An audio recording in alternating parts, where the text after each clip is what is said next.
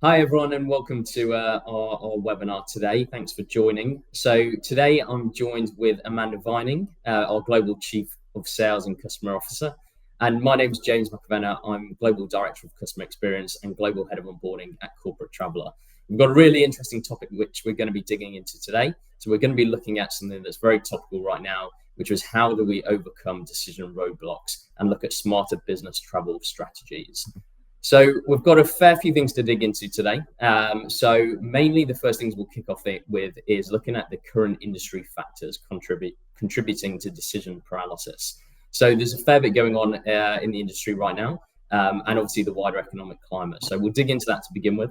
We'll then look at what happens if we don't make decisions. So the cost of inaction and the implications that come from that. And then finally, we've got a few tools and tips that we can dig into to look at how we can potentially streamline the decision-making process and take a bit of the burden away from making those big decisions. So I'll pass over to Amanda because we've got our first question that we'll jump straight right into, which is what really causes decision paralysis? Yeah, absolutely. So, James, I'm really excited to talk about this subject here because it's something that we're really dealing with a lot in the marketplace. The main reason why customers are not moving forward is essentially making no decision at all. And our intention in today's webinar is to really gear up those listening with some tips and tricks and just real insights into how they can make that decision easier, or really commit to what they want their future to look like in terms of travel management, because it is an important decision to make. Well, it's one that we often feel that we can do ourselves. It's not necessarily one that we should do ourselves because travel is so acutely personal. It has the ability to impact employee satisfaction while simultaneously being most organizations' largest controllable expense. However, with all of that said, it's a really confusing time in the travel marketplace right now where you or I or many that have been doing this for a while, we're used to making decisions based off of really easy criteria. I'm going to work with an agency. It's going to be a lower price if I book online or offline. And it's just that simple. Who do I believe can deliver the best experience? That's really changed, where there's a lot of options. Demand has certainly increased as people have been not only brought back into offices, but brought back out on the road. That demand has only generated more, small meetings and events, more complexity to the travel, and just needing new needs to be met. There's the fact that there's higher prices alongside that demand and a lot more choice, new phrasing as well as supply, as things like NDC have entered. The internal scrutiny is higher than ever. More people are just getting their hands in the pot on who their decision should be and what needs it's needing for each various cohort within their business. And then again, just that overwhelming, what does this mean to the entire ecosystem that we operate within? And really, what are the main outcomes that we're trying to achieve? Where a lot of organizations are starting or orienting their experience looking for a travel management company. And then they find themselves asking questions from everything from how they pay for travel to their ERP to their HRIS system. So it's just really an overwhelming time for a lot of companies that are trying to make a choice. And hopefully today we can help make that a little easier for them. Yeah, I hear you. It's almost the paradox of choice, right? We've got so much choice that it is quite hard to sometimes make a decision. Would you say that there's probably more choice in the TMC landscape now than ever before? Yeah, absolutely. You've got your players that have been around for quite some time doing this, and then you've got a lot of new entrants that are still really trying to determine their own identity. There's a lot of cross-pollination between financial services and fintech and expense and travel, and different organizations might have what's right for them, especially in a startup environment. So a lot of decision makers, as I said, are originally saying, I'm trying to solve a need for my travelers getting back on the road, and now are kind of at a place of what else am I changing internally? So the choices are endless. Our choices range all the way from being unmanaged and doing things yourself up to, multiple tens of options and travel management companies. So that leaves a lot of buyers confused as to who is the right choice for their organization. Yeah. And we know, obviously, the current economic climate, things are tricky, there's budget constraints, everything's probably more under the microscope than ever before. And I think certainly from what I see, buyers sometimes, don't necessarily want to put their head above the parapet and make a decision Right. that can go one of either way, just because everything is so under such scrutiny at the minute. Yep. So yeah, it's definitely interesting times. And look, hopefully, the good news is what we'll dig in today is some ways to kind of navigate those muddy waters, and hopefully have some tips to kind of come to clarity when it comes to making the decision. So that's great. I think we've covered a fair bit there to kind of set the scene. Flipping it ahead, just kind of continuing with what I was saying about the temptation to not make a decision. What do you see as the potential risks associated with that, and the cost of inaction? Yeah, I think about this all the time because if I was putting myself in the shoes of a decision maker and I'm trying to understand, okay, I've got this access where, I want my people to have a great experience, but is with that experience, the perception is often the cost is increasing upon that same access, right? And I would really challenge that and think about from a quantifiable perspective, what is the inaction of not moving forward with a decision? So for me, that really ranges. It can be a plethora of things. But if your employees are not satisfied when they are on the road, there is disruption very frequently. At least 20% of what we see in air travel is disrupted from causes that are not ones that we want there to be. But naturally, there could be a pilot shortage, there can be inclement weather, there can be absolutely anything, a bust wheel on a runway that can cause a friction point that isn't anticipated. And then there's an additional 20 or 30% that is meeting change, that is disruption we cause ourselves, that we're able to get home a little bit earlier from that meeting than anticipated, or we need to add 3 meetings, or we need to add a stop. So there's so much that can be impacted for your people if you're not giving them the opportunity to have better experiences when they're already in an incredibly difficult or strenuous time. We've seen everything from high turnover in executive cohorts where they're not being treated well when they're traveling, and that's an expectation of 20 or 50% that can be really right-sized by the appropriate policy. I know in just a couple recent examples with our clients, we've seen everything from policy transformation around really nuanced items but made material impacts. One was changing an entire SVP and EVP cohort to not be about their title as much as it's how frequent they travel, and allowing things like business class if they're traveling more than 4 times a year over 6 hours, as opposed to everyone in a specific cohort is going to be treated in the same way.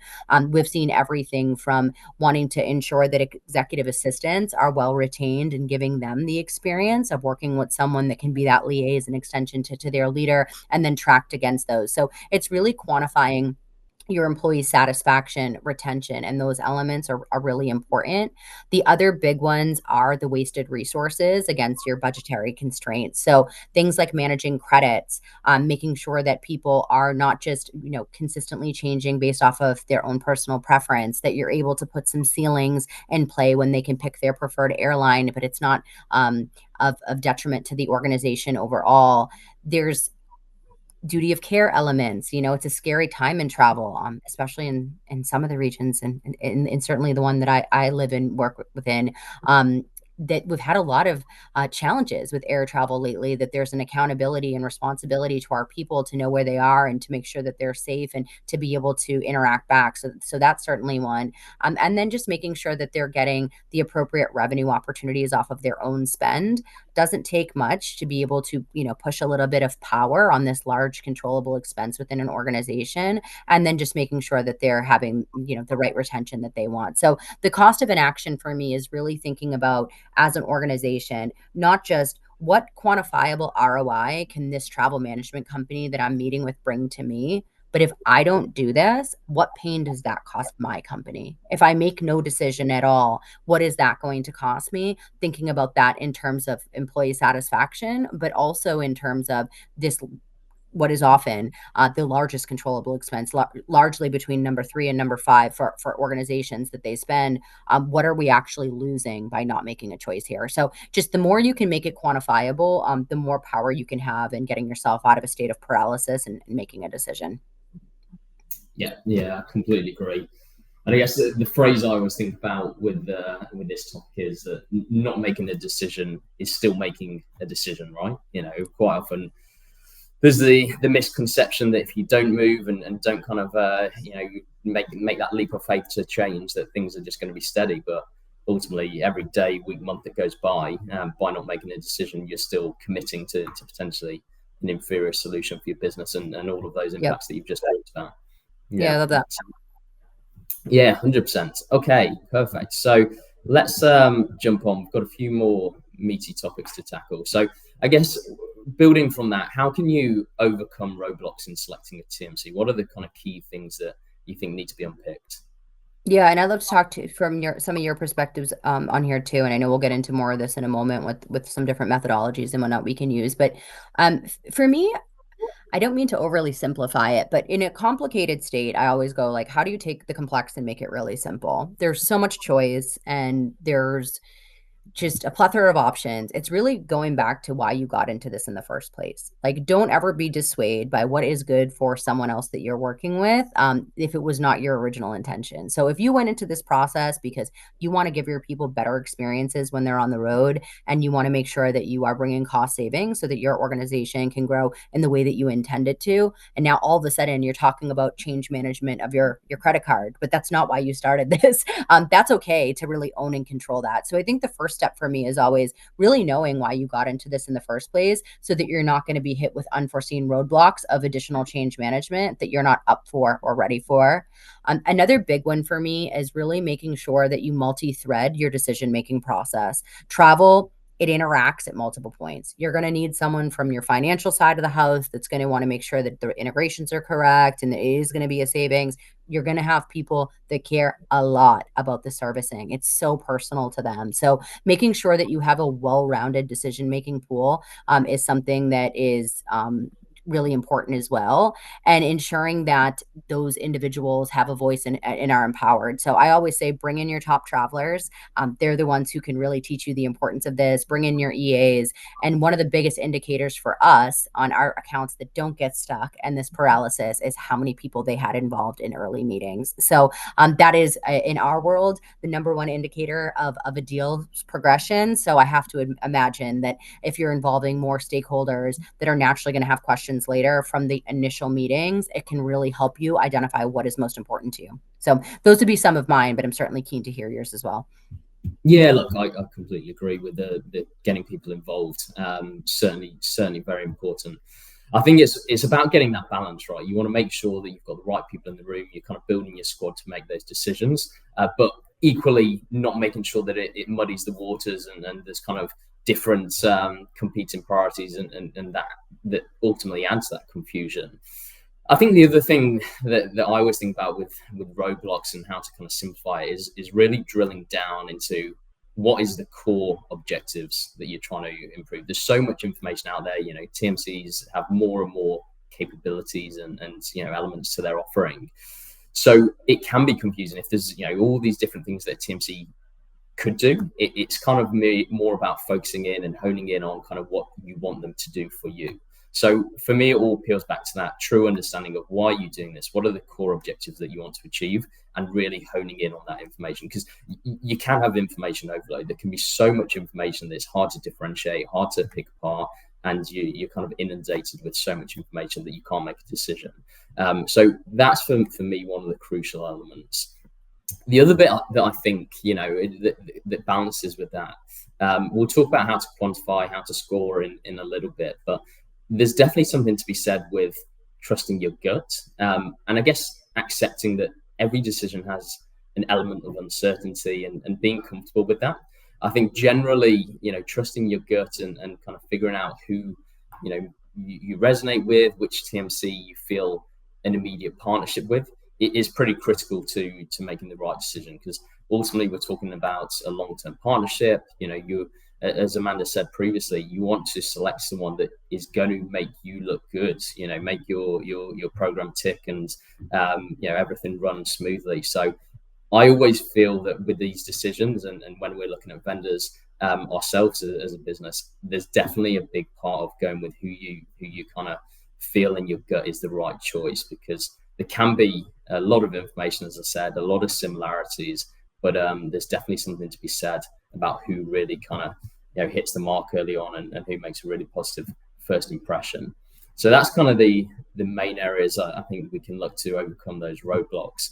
And I guess going hand in hand with that, there's tools and techniques that we can use to streamline the decision making process. One of which is going back to the quantification of things. So this is potentially an oversimplification, but what this is trying to kind of construe is look at the core objectives, the things that are really important to you as a business. And in this case, we've selected things like technology, service level, costs, sustainability, and ROI visibility. There might be a plethora of other things that are of importance, but breaking it back down to those kind of minimum standards of what are the things that are most important, and how does your current solution compare with the potential solutions you're looking to move to.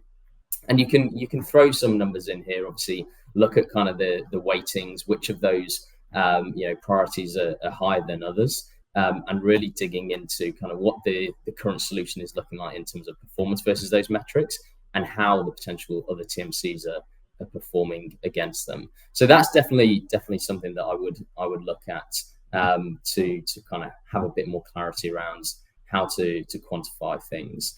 Obviously, going hand in hand with that, you really need to understand your buying motives, kind of what are the key things that you're looking to achieve. And going back to what I was saying previously, when there are so many different facets to a travel management company, you need to be really confident and really assured in the things that you want from the TMC. And it's all right to not want everything that a TMC does. I think sometimes that's where things can get tricky. You look at all the things that could be done and try to apply them to your travel program. Whereas what can be most effective is actually saying, what, that is great that you can do that, but it's not for us. It's not of importance for us right now. It might be in the future, but right now we're going to purely score and focus in on 2 or 3 things that are of utmost importance. There are deal breakers. We need a TMC that can really hammer these home for us, and kind of making sure they're the ones that you build your scoring matrix and decision-making process around. So avoidance of overcomplication and that too much noise, I think, is critical to making a firm decision that you can feel comfortable with. Okay, so look, that's a little bit about kind of my views on things. But obviously, Amanda, you deal with this day in, day out. I'm keen to hear your thoughts on how we build on this. Yeah, absolutely agree with everything you had to say, James. For me, what really mattered there that you covered was balancing cost and experience, ensuring that you're making a data-driven decision. And I think lastly, it's just once you get to the scoring methodology or you're going through your processes and your evaluation, it's really knowing how long you're looking for partnership. I always use the quote, you can buy right or you can buy twice. Travel, if it's one of those areas where you don't want to have to make multiple changes in a short period of time, and you want to make sure that you're buying right. So ensuring that you're picking a partner that either has the tenure, the experience, the cultural alignment, or the right resources to know that that partnership is going to be brought through in the same timeline that you are looking for. If you're not looking to make a change for a few years, making sure that you really believe that the partner that you are choosing is going to hold your hand through not only the onboarding of the process, but what that 3-year growth trajectory looks like for you. So couldn't agree with more with everything you said. And it's really just like that gut feel that we trust of knowing you're picking the right partner. Yeah, for sure. And I guess with an exercise like this or any scoring index, it doesn't have to be a one and done, right? Like, you don't need to have a clear decision. It's great if you do, but if you do have a couple of TMCs that are pretty neck and neck, you can rinse and repeat, right? Bring them back in, focus on those kind of key areas, and look to almost compartmentalize it. Even if you do it as a 2-step, 3-step process, like, obviously, you don't want to over cook the process, but at the same time, if you start with 5 TMCs that are in the mix, and once you put it through this scoring matrix, there's 3 that are clearly head and shoulders above the other 2. You can whittle it down, and sometimes, I guess, compartmentalizing like that can help the kind of pressure around making the decision, and it becomes more incremental, while still sticking with a pretty swift process where possible. Yeah. And the other thing that's important with these indexes is also kind of scoring. If you're an unmanaged program or you're like working with multiple different travel management companies, you're doing a bit of half and half, doing a bit of a scoring to see where you are and then where you aspire to is equally important. Like in our world, because we work with startup to mid-market size organizations, nearly half of who comes into our world has simply outgrown doing things on their own, and they're now looking to bring in a travel management company. But having a bench is also really helpful to make it more quantifiable, to say, well, there is a reason we're going to do this because we're really not feeling like we're getting what we need in any of these core areas. So just remembering that, like, even if you're starting somewhere, it's in a place where you're doing things on your own, that's okay, to bring in these type of methods and kind of do a pulse check of where you are to versus where you're trying to get to. Oh, 100%. And I would be fascinated. I don't know about you, Amanda, but I would love to have looked back at companies' scoring indexes in 2025 versus 10 years ago to see how priorities shift and change, not just in the current climate, but as businesses, grow and diversify. So yeah, it's definitely a methodology that can hopefully stand the test of time. But yeah, messages keep it simple, and it all revolves around a true understanding of what you want to achieve as your overarching objectives. Yep. And look, we've got a bit of a game that we'll play around this. So putting a few fictional companies through this index, we'll talk about whether we're going to stick or switch. So in this first example, we've got ThinkTech, which is a company with a high volume of young employees, primarily focuses on simple domestic travel, has an established internal tech culture. They focus on TMC tech connecting to internal systems. They rely on a high ability to pivot quickly between TMCs, naturally high staff turnover, just starting to think about sustainability, and they're focusing on minimizing short-term costs. So through this scoring index, we've said you see through those company traits, there's obviously a big emphasis on technology and a young employee base that are going to be very tech savvy. So tech is the key buying motive here. So that scores a 9 out of 10. The service weight level is 5. Obviously more going online, but there's still obviously a reliance on some element of service. Costs, we can see very important both from the short-term perspective. So that scored an 8. And sustainability and ROI, similar sort of level to service. So, of somewhat importance, but kind of paling in comparison to the tech and the cost objectives. And similarly, conversely, I guess we've got another example company. So executives traveling very frequently, 70% of the travel is international, 30% domestic, employees across various demographics, looking for a long-term partner, so someone that they can really build with and kind of continuously improve and hit travel goals over the next 5 to 10 years. Very people-centric, so obviously key emphasis on the travel experience piece, balanced perspective of value against costs. They've got a established and robust sustainability progress, and slightly risk adverse. So in this scoring matrix, obviously, the tech is of less importance to our first example company. Service is right up there at the top with a 9 out of 10. Cost and sustainability, similarly, sort of middle of the pack. And the ROI visibility, again, pretty important, but not quite as important as service level. So I guess similar sort of theory, obviously, would be looking for a company in this space that's obviously known for their service levels. They're going to have a one-to-one relationship both on the service side, but also it seems from this kind of description of the company that their CS or account management is going to be critical. They want someone that's going to partner with them, build, truly understand their goals, build with them, and help them continuously evolve their travel program over those years. So I'm guessing, a bit of a flip side to the one we just spoke about.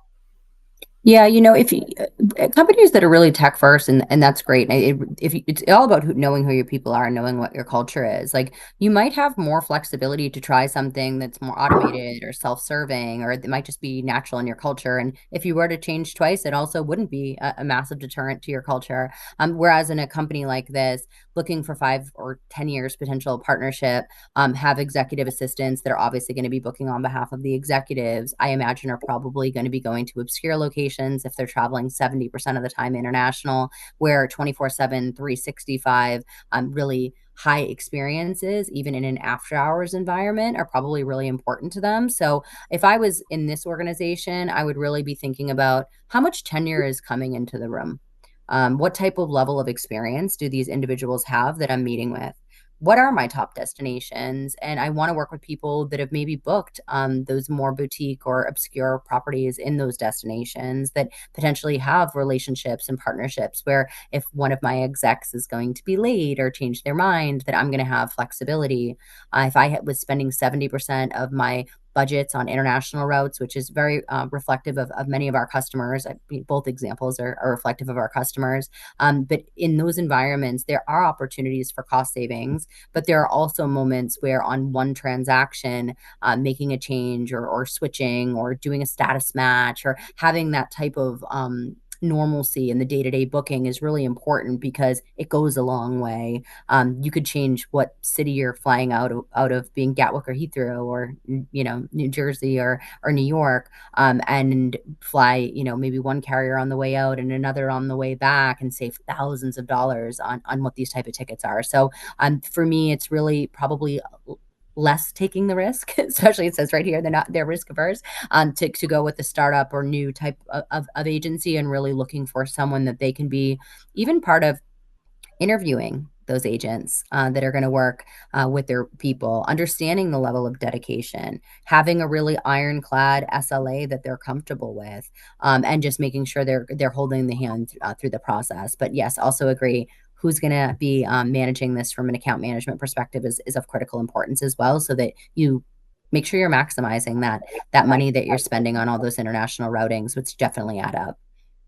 Yeah, 100%. And look, I guess with these examples, they are, polar opposites, and they are probably towards the extremes in terms of their leanings, whether it be tech or service. But I think probably in more of a real life example, you've kind of got almost a triangle or a Venn diagram. I often think of this, where you've got the balance between, say, service at the tip of the triangle, and then you've got your cost and technology as the other points of the triangle.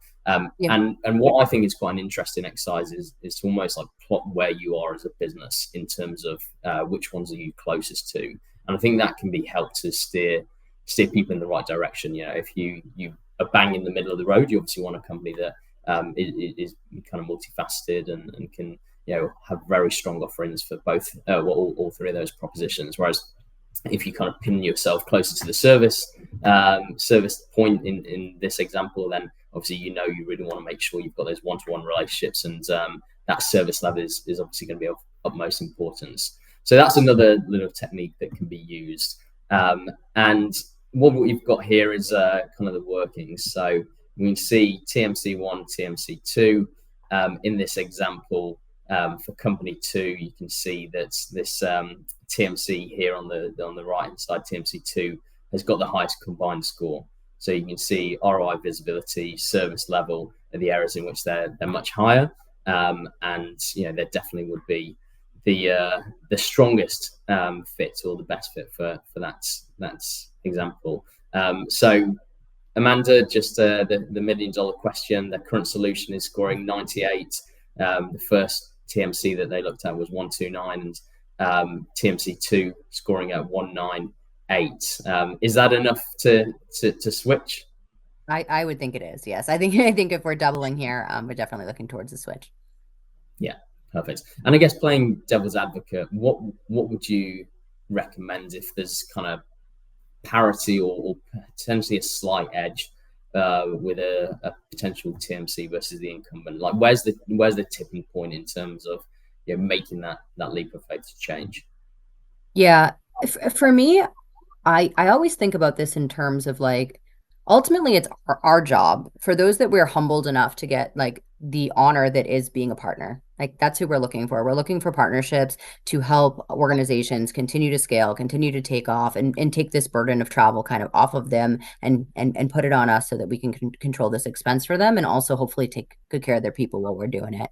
And I think for me, it's like I'm so acutely aware that our job is to make them look good internally. Like if they select us and they task us with that, then it is our responsibility to deliver what we have articulated to them that we will. So it's not always easy to suss out. But if you're pretty close, and I don't know that this one's close, right? They're far enough apart that I think the 198 should probably take it home there. But if something's close, it's really being transparent with the vendors and saying, I'm having a hard time deciding this. There's a lot of similarity. It's hard for me to quantify what you all are going to bring to me in terms of the cost base or what that ROI visibility or return is going to be. What can you give to me that is going to solidify that? Or if there's something that would make your life a lot easier internally in terms of what does value mean to you? Is it that they're doing an RFP for your hotels to drive down costs? Is it that they're going to change buying behavior at the individual level to increase your advance purchase or give you better economies of scale? What are you looking for? And really tasking those remaining two travel management companies that are in the final with, how would you deliver that value for me? Making it more understandable of, okay, well then with that account management, what does those hours look like? What do those SLAs look like? But getting yourself to a point where you can have confidence that that partner that you're choosing is going to be there with you with the appropriate time period that you want them to. Other like flags for me or indicators, I know when I always think about this, like in terms of when we're buying a product or service that we buy all the time in different areas. But who do I believe is going to deliver it? Who's going to make my job a little bit easier internally to produce what I need for my respective leaders? Who really wants that partnership and is willing to do like that extra at the end and really just kind of set themselves apart and really to make it easier. So the more that you can do and identify, but I always am like, don't be afraid to ask. See who will jump through those hoops for you to win your business are the same people that are going to jump through hoops for you to maintain and onboard your business well. So I always say when you're really down to two, let them know and see who will earn it. And you'll typically find that someone will. Yeah, 100%. And I guess it's that balance between, doing your due diligence, getting all the information you need, but not really overcomplicating the process. We've seen, lots of RFPs, RFIs, probably for smaller travel programs over recent years. And I actually was on the other side of the fence recently. We're looking to appoint a vendor internally, and we were pretty much there. We had kind of one or two that were our finalists, and because of the nature of the kind of program, we actually decided that we'd get procurement lens on it and build it into an RFP. And my initial thought was when we were going down the RFP route was, this will elongate the process, and it's going to be masses and masses of information to churn through. But actually, I was pretty assured from our procurement team that when you go down this process, you can still relatively limit the information that you require. So I think that's often a common misconception. Going down the RFP routes is often associated with these 20-page documents, but actually you can still use the framework as we've demonstrated today and simplify it to get the same results. And it might not be to the extent of this simplification, but the purpose of this is to kind of portray that we don't need 20-page documents to be able to quantify something. Yeah. And it helps the internal stakeholders too, right? Like when you do your due diligence and you feel confident in that decision and you score it and you have involved the right stakeholders. And it's also really easy to say, like, we as a collective have made this decision based off of these things. And then how are we delivering against these same targets? So I chose you because you were going to give me much better tech, or because you were going to take care of our executives in a way that was really meaningful to their executive assistant. Like, how are you all delivering on that? And even thinking about like, well, what would the following of surveying be for those various areas? So it just kind of, when you stress the importance, then it allows you to go, okay, now what is my appropriate follow-up? And then for your own internal audience, it's just like we are collectively making this choice. So now we have to, measure ourselves towards these like-minded goals. So I'm on the same page. I just think it makes things clearer for sure. Amazing. Okay, so we'll just jump on from that. We've got a few more scoring indexes that we can definitely share if any viewers are interested. But once the decision's been made, how do we go about quantifying the success of a change in TMC? What's your top tips in this space, Amanda? Yeah, for me, it's so many things that quantify what is success. I think seeing what your adoption looks like is definitely a success. So how much of your program potentially was leaking outside of it that has now been adopted is definitely a big indicator. The first initial months of trading are one of the biggest indicators in how well that account will trade into the future. So certainly you want to try to get as much adoption and stickiness in the beginning as possible. Another big one for us is all of the surveying and research that we do, what we call internally our voice of customer program, but really making sure that all cohorts within your company are satisfied is really important too, whether they're orienting their experience online or with an agent, or whether they're interacting with our after hours solutions. You want to make sure that there's a real level of satisfaction within the multiple cohorts, which they require different things. Your people that are booking online versus your executive assistant to the CEO are going to have different satisfaction indexes, but they're both of critical importance. So I think that's a really big one. And then lastly, it's really just how you quantify the savings. It's really a cumbersome experience to imagine how to have savings on travel. So for me, it's really about those indicators that are telling you in real time, you would have been paying this fare, but you're able to pay this fare with us. Or you would have not been able to have that hotel that you no-showed to not charge you for the first night, but we were able to go ahead and take care of that for you. Or you had an employee leave and we were able to change the credit that you had to this employee instead, and we've saved you. So I think for me, it's also, this is a big number. You spend a lot of money on travel. It is our responsibility to make that a better experience for you and to bring savings to your organization. So being able to make that quantifiable is of such critical importance. So it's also being able to bring those metrics forward, especially on like a quarterly basis, so that you go, okay, this is what I'm getting out of my TMC relationship. So for me, it's really about all of the things that we've talked about today. It's about the experience. It's about the consistent cadence of what that looks like, making sure that you're getting value out of the program at mass about your specific spend, and then also on an individual transaction level as well. So all the things.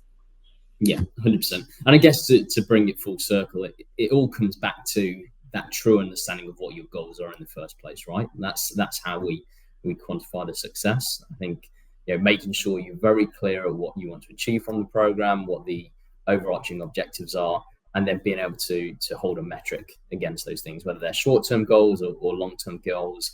The key theme throughout this is really knowing what you want and being able to hone in on those, make it quantifiable, and track that both throughout the process, the decision-making process, but also post-appointment of a vendor to see how the actual decision has gone. Yeah, for sure. Okay. And then finally, so also a very topical question. I've seen a couple of day processes, a couple of year processes. So what's the right answer? How long should the evaluation process take? Gosh, I'm interested to see what you think here too.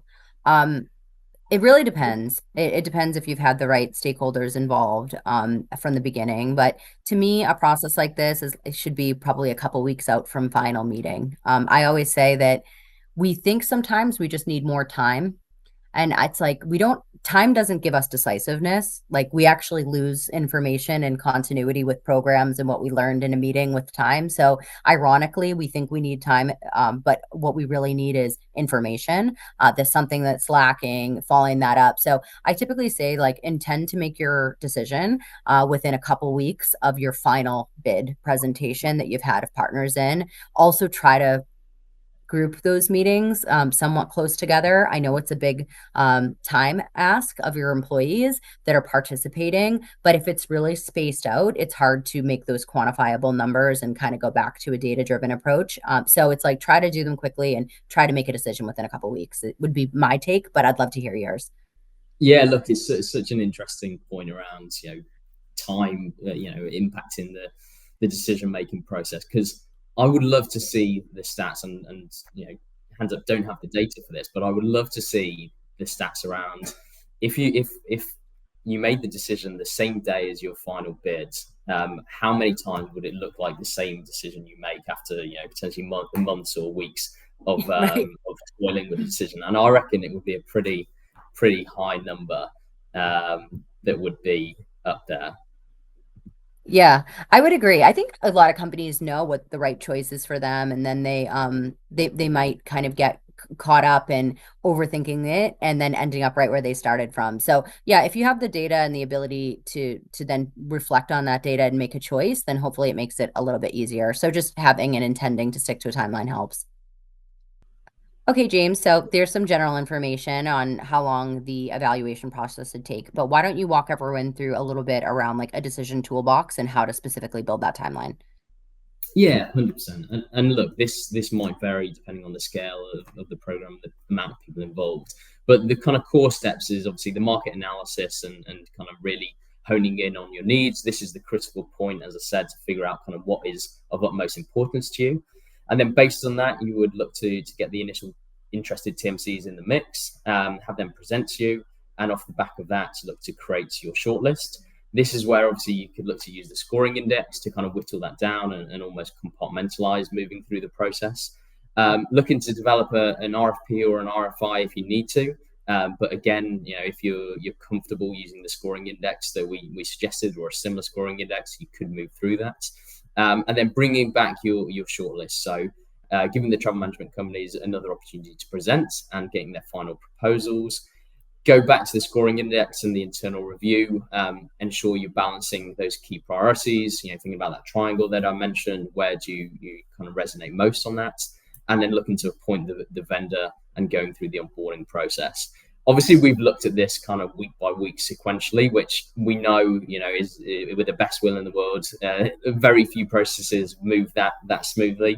But it's the theory behind this. Look, even if you added in another week or 2 weeks for every step, you're still keeping the process under sort of that 3 month mark, which, as long as you're kind of moving over and being able to make a decision within, sort of those couple of months, I think it's a relatively healthy process for the bigger programs. And then obviously the smaller ones, you'd want to be trying to stick to a timeline more like this. And you can potentially skip a few steps, as I mentioned, like week 4, the RFP. You potentially might not even to go through multiple rounds of TMC presentations. So you could theoretically condense it into half the size for smaller programs, or potentially moving from the unmanaged space. But it is an exact science. I think the one thing I would say is make sure you've got clear deadlines. I know, speaking from personal experience, if it isn't set in stone, it's very easy for things to slip, and suddenly another task comes along, and you kind of the weeks turn to months. So that would be my main advice. Make sure there's very clear timelines.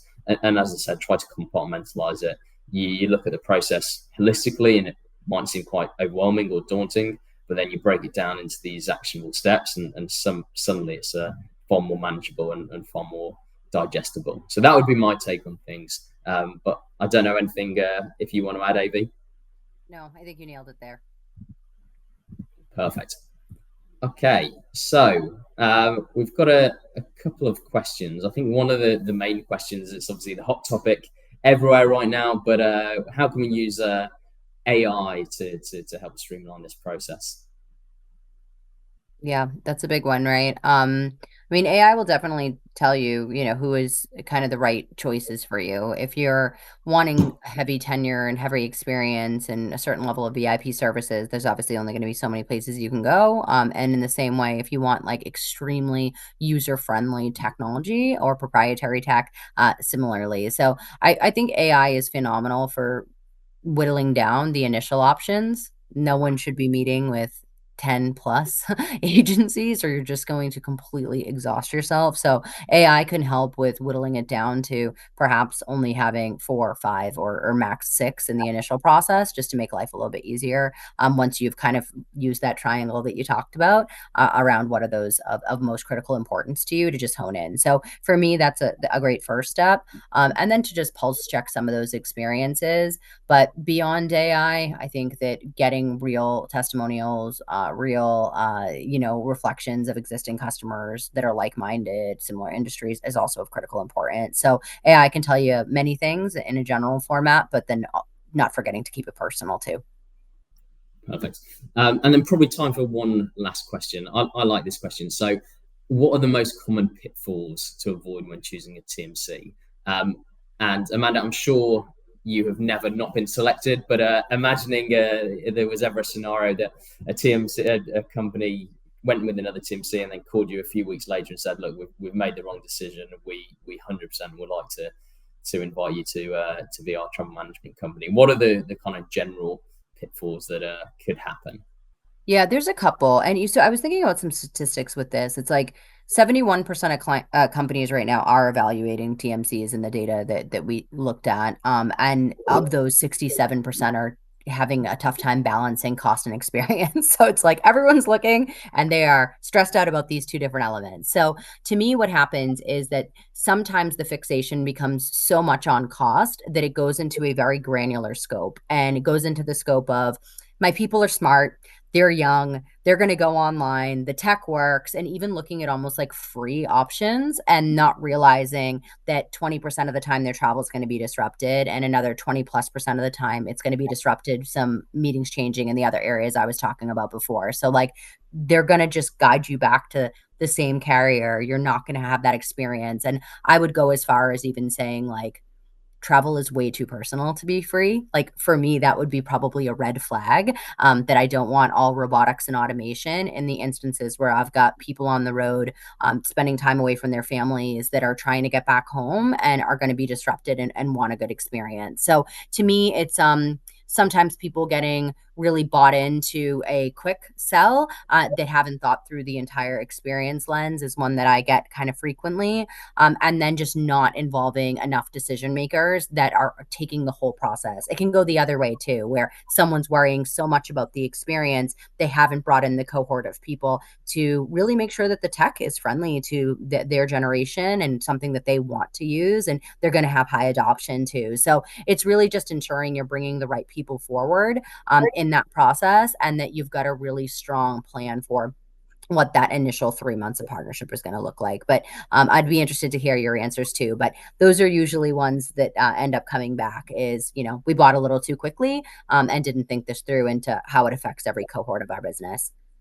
Yeah. And look, I guess the other thing is avoiding the temptation to get kind of drawn into the shiny new thing, right? Like with every industry, there's always a bit of smoke and mirrors, and there's always a temptation to get lulled into the kind of the new kind of tech trend or whatever it may be. And I think, look, travel is complex, but the formula behind it is relatively simple.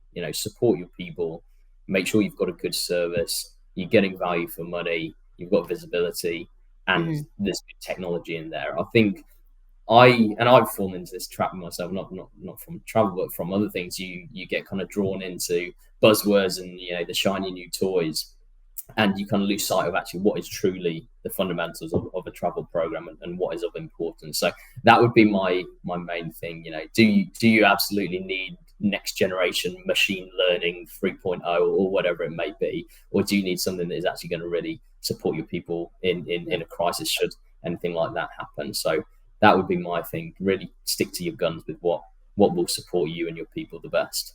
Yeah, I love that. And it's also like, why did you do this in the first place? Like, what pain are you personally solutioning? And our customers, it's really varied, why they got into this and what they're looking to get out of this partnership. So all the bells and whistles and different things you're sold, it's just remembering back to like, is this why I got into this, or what I'm trying to solve? So I think that's a great point. It's really making it about you and your business and how this is going to impact you more so than what you're being sold.